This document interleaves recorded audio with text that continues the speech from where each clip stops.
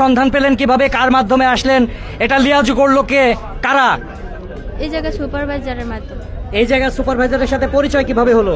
পড়ছে আমি একবার মার্কেট করতে আসছিলাম, তারপর এক স্টাফে আমারে দেখছিল, দেখার পরে বলতাছে বাসা কই হ্যাং ট্যাং, পরে একটা আন্ডারস্ট্যান্ড হয়েছিল এই জায়গার নাম রাখি পর নিচে থাকে, তাই ওই আমার নিয়ে আসছিল। পরে আমি যেদিন ফার্স্ট দিন আসছি ওই দিন অনেক ঝামেলা হয়েছিল, আমি অনেক কান্নাকাটি করছিলাম, তারপর চলে গেছিলাম। তারপর হারা ইমোশনাল বানাইলে ভাই, তারপর একটা মেয়ের মানে অনেক টাকা লোভ টোপ দেখায় এই মেয়েদেরগুলো নষ্ট করে। আপনাকে কত টাকা দেওয়া হয়?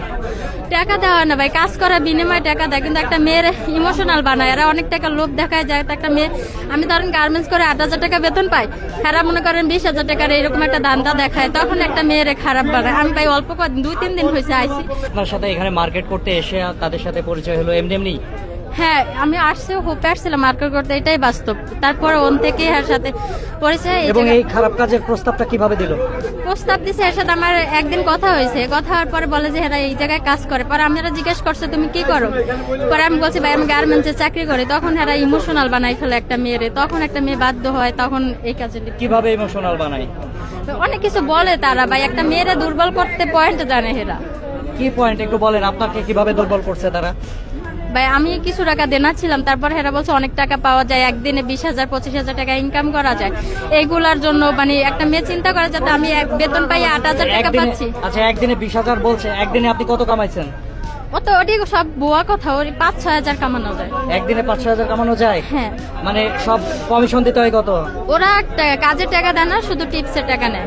আচ্ছা, তার মানে আপনার প্রতিদিন 5-6 হাজার টাকা থাকে? প্রতিদিন তো আসা যায় না ভাই, সপ্তাহে একদিন আসে, আমি গার্মেন্টসে চাকরি করি। দিন 5-6 হাজার থাকে? হ্যাঁ। আপনি যা চান আমি ওইটা প্রমাণ দিয়ে দিব, সমস্যা নাই, কিন্তু আমার একটু হেল্প করুন। তবে তাদের সাথে যেসব ছেলেরা ছিল তাদেরকেও কিন্তু পাকড়াও করা হয়েছে, এমন নয় যে শুধু মেয়েদেরকে পাকড়াও করা হয়েছে, ছেলেদেরকেও পাকড়াও করা হয়েছে। যারা যদি বিবাহ হইতে চায় ওই ছেলেগুলোর সাথে বিবাহ করাবে আজকেই, এই সমস্ত খরচ আমি দেবো যদি সবাই রাজি হয়, সমস্ত খরচ আমি দেবো, শাড়ি গহনা যা লাগবে আমি দেবো। এই যে আপনি কি বিয়ে করতে রাজি আছেন?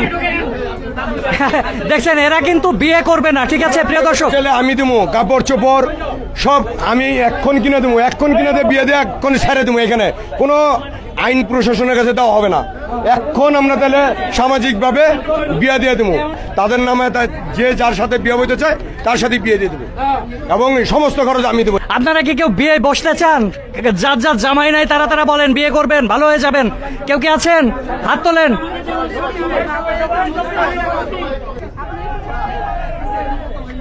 ওনাদের বিল্ডিং আমরা ওনাদের অনুরোধ করব আর যেন কখনো এই ধরনের অনৈতিক কাজে তারা ভাড়ার জন্য ব্যবহার না করে। এবং আমি আজকে তালা মেরে দিয়েছি, এবং এই তালা আমি ছাড়া কেউ খুলতে পারবে না। ওনাদেরকে আমাদের কমিটমেন্ট করতে হবে যে এইরকম ভাড়া আর কোনোদিন না দিবে, যাতে না দেয়, এই কমিটমেন্টের মাধ্যমে তারপর আমরা খুলবো।